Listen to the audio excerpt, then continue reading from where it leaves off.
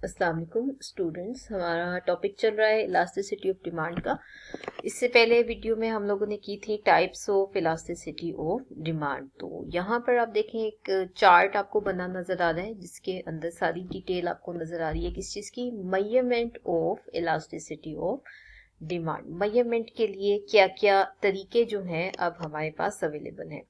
सबसे पहले तो देखें ये 3 टाइप्स हैं जो हम लोगों ने लास्ट वीडियो में की थी। Price elasticity of demand, income elasticity of demand and cross elasticity of demand. So सबसे पहले जो है हम अपना जो फोकस है वो रखेंगे प्राइस इलास्टिसिटी ऑफ डिमांड की कैलकुलेशन के अंदर, और इसी के अंदर जो है वो हमें सारी की सारी डिटेल मिलती है। प्राइस इलास्टिसिटी ऑफ डिमांड जो है उसकी मेजरमेंट के लिए हमारे पास जो मेथड अवेलेबल है टोटल एक्सपेंडिचर मेथड है, परसेंटेज मेथड है। परसेंटेज मेथड का जो है आगे फर्दर 2 तरीके हैं मेजर करने के लिए, पॉइंट इलास्टिसिटी ऑफ डिमांड है और आर्क इलास्टिसिटी ऑफ डिमांड है। फिर जो हमारी पॉइंट इलास्टिसिटी ऑफ डिमांड है उसकी मेजरमेंट के लिए 2 फर्दर तरीके हैं। एक फार्मूला मेथड है, फार्मूले के थ्रू इसकी कैलकुलेशन करते हैं, और दूसरा जो है वो है हमारे पास जियोमेट्रिक मेथड है। तो इसमें हम ग्राफ के थ्रू ही सारी कैलकुलेशन एक स्पेसिफिक पॉइंट के ऊपर देखते हैं कि कैसे की जाती है। अब इसमें सबसे पहला जो हमारे पास मेथड आ रहा है वो है टोटल एक्सपेंडिचर मेथड। तो 1 बाय 1 हर जो मेथड है उसको हम डिटेल में करेंगे, और जितने भी ये मेथड हैं, जिस तरह टोटल एक्सपेंडिचर मेथड है इसकी अलग से वीडियो आपको मिल जाएगी, पॉइंट के लिए अलग से होगी, आर्क के लिए जो है वो अलग से होगी, और इसी तरह आगे जो इनकम और क्रॉस वाली हैं उनकी भी अलग से वीडियोस आपको मैं बना कर दूंगी। तो सबसे पहले हम जो देखते हैं वो है प्राइस इलास्टिसिटी ऑफ डिमांड की जो मेजरमेंट है। उसमें देखते हैं the degree of responsiveness of quantity demand of a product due to change in the own price of the product, यानी कि जिस किसी भी प्रोडक्ट की हम क्वांटिटी डिमांड को देखते हैं उसकी अपनी जब प्राइस चेंज होती है तो जो चेंज आता है वो क्या होगा, इलास्टिसिटी ऑफ डिमांड। एक चीज हमने यहाँ पे देखनी है, जो भी हम कैलकुलेशन करेंगे उसके साथ माइनस का साइन जरूर आएगा। ठीक है, माइनस का साइन क्यों आता है, क्योंकि जो आपकी प्राइस और क्वांटिटी डिमांड है उसके दरमियान में इनवर्स रिलेशनशिप है। प्राइस बढ़ती है डिमांड कम होती है, प्राइस कम होती है डिमांड बढ़ जाती है, ऑपोजिट डायरेक्शन में मूव कर रहे होते हैं, तो वो नेगेटिव साइन जो है उनका नेगेटिव रिलेशनशिप शो करता है। ठीक है ना, तो उसमें हम क्या कहते हैं, drop the minus sign. Price elasticity of demand is always negative because of the inverse relationship between price and the quantity demand। तो हम जो माइनस साइन है उसको फोकस नहीं करेंगे, हम अपना फोकस जो है उस नंबर के ऊपर करेंगे जो हमें शो करेगा कि डिग्री ऑफ जो चेंज है क्वांटिटी डिमांड के अंदर वो क्या है। तो elasticity, price elasticity of demand जो है उसकी मेजरमेंट के लिए मैंने आपको बताया 2 तरीके हैं, टोटल आउटले और टोटल एक्सपेंडिचर मेथड है, परसेंटेज मेथड है। अभी जो है हम फोकस अपना कर रहे हैं टोटल एक्सपेंडिचर मेथड को, या टोटल आउटले मेथड भी इसको कहा जाता है। तो इसमें हम देखते हैं कि जो आपका कंज्यूमर है उसके टोटल एक्सपेंडिचर के अंदर आने वाले चेंजेस को देखते हैं कि जब किसी प्रोडक्ट की प्राइस चेंज होती है तो total expenditure of the consumer जो है उसके अंदर क्या चेंजेस आते हैं। The direction of change in total expenditure in response to a change in the price. अब जो टोटल एक्सपेंडिचर है उसकी कैलकुलेशन कैसे की जाएगी। टोटल एक्सपेंडिचर हम कैलकुलेट करते हैं price multiplied by quantity demand. किसी जिस भी चीज की क्वांटिटी डिमांड को देख रहे हैं उसकी क्वांटिटी डिमांड को प्राइस के साथ मल्टीप्लाई कर देंगे तो total expenditure of the consumer जो है उसकी कैलकुलेशन हो जाती है। तो हमें क्या देखना है, change in total expenditure of the consumer. मुख्तलिफ तरह के चेंजेस जो है वो हमें डिफरेंट कमोडिटीज के साथ नजर आ सकते हैं प्राइस चेंज होने की सूरत में।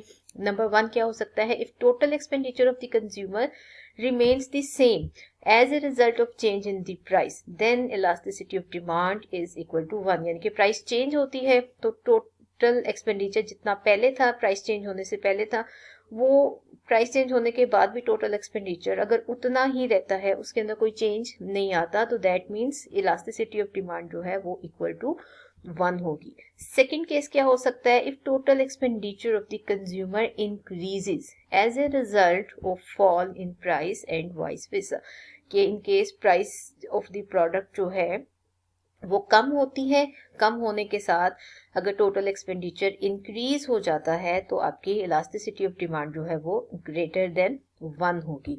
और इसी तरह जो तीसरा केस हमारे पास होगा, total expenditure of the consumer decreases with A fall in price, कि प्राइस प्रोडक्ट की कम हो रही है और जो कंज्यूमर एक्सपेंडिचर है वो भी साथ में कम हो गया है प्राइस कम होने से पहले वाले एक्सपेंडिचर की निस्बत, तो उस केस में होगी आपकी elasticity of demand less than 1। इसको हम एक टेबल के साथ जो है एक्सप्लेन करते हैं, इसको थोड़ा गौर से देखेंगे। यहाँ पे 3 टेबल्स बने हुए। टेबल 1 है, इसमें हम प्राइस एंड क्वांटिटी डिमांड ले रहे हैं एप्पल्स की। टेबल 2 के अंदर price and quantity demand bananas, और इसी तरह टेबल 3 के अंदर ले रहे हैं price and quantity demand for oranges. इसमें साथ आप देखें 3 चीजें जो है वो कंसिडर की गई है, price, quantity demand, total expenditure. Total expenditure पीछे मैंने आपको बताया था कैसे कैलकुलेट करते हैं, quantity demand multiplied by the price. इसी तरह ये तीनों चीजों के अलग अलग जो है हम लोगों ने टोटल एक्सपेंडिचर की कैलकुलेशन करनी है। प्राइस देखें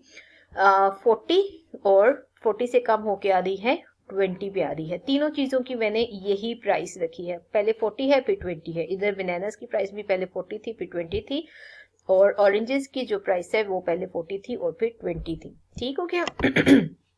क्वांटिटी डिमांड जो है वो है 6 kg ऑफ एप्पल है व्हेन प्राइस वाज ₹40। प्राइस कम हुई है तो क्वांटिटी डिमांड जो है वो इंक्रीज हो गई है। ठीक है, according to law of demand ऐसे ही होता है कि प्राइस कम हो गई तो क्वांटिटी डिमांड ज्यादा होगी। अब कितनी ज्यादा हुई है, प्राइस हाफ हो गई है और क्वांटिटी डिमांड जो है वो डबल हो गई है। 40 multiplied by 6 is equal to 240, और इसी तरह 20 multiplied by 12 is equal to 240। Total expenditure देखें, पहले भी 240 था, अभी भी 240 है, यानी कि टोटल एक्सपेंडिचर के अंदर कोई चेंज नहीं आया। तो अभी मैंने आपको क्या बताया था कि जब टोटल एक्सपेंडिचर सेम रहता है प्राइस चेंज होने के बाद, तो इलास्टिसिटी ऑफ डिमांड जो है वो कितनी होती है, इक्वल टू यूनिटी हो जाती है। ठीक हो गया।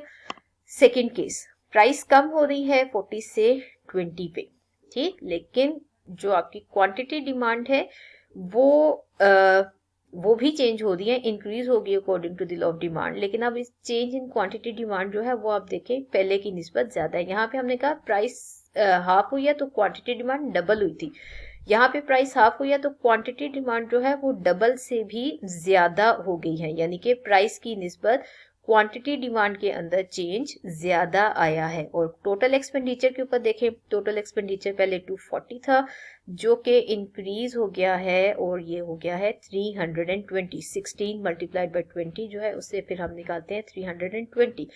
टोटल एक्सपेंडिचर इंक्रीज होता है as a result of change in price, that means elasticity of demand is greater than 1, more change in quantity demand and less change in price।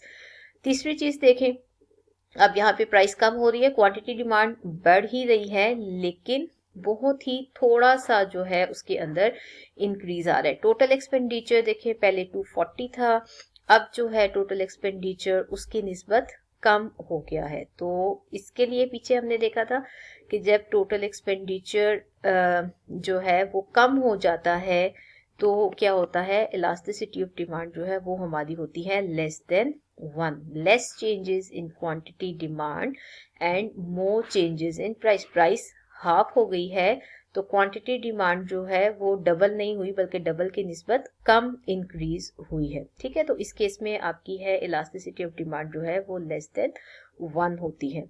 तीनों cases है equal to 1, greater than 1, less than 1। अब इन्हीं तीनों को जो है हम 1 by 1 graph के थ्रू भी शो कर सकते हैं। जब आपकी इलास्टिसिटी ऑफ डिमांड जो है वो इक्वल टू 1 होती है तो डिमांड कर्व जो है वो ऐसे 45 डिग्री वाला एंगल जो है वो शो करता है, यानी कि इक्वल चेंजेस को शो करता है कि जितना चेंज प्राइस के अंदर आता है उतना ही चेंज आपकी क्वांटिटी डिमांड के अंदर आता है, जो 45 डिग्री एंगल के तरह का बना हुआ होता है। तो ये इक्वल टू यूनिटी शो करता है इलास्टिसिटी ऑफ डिमांड।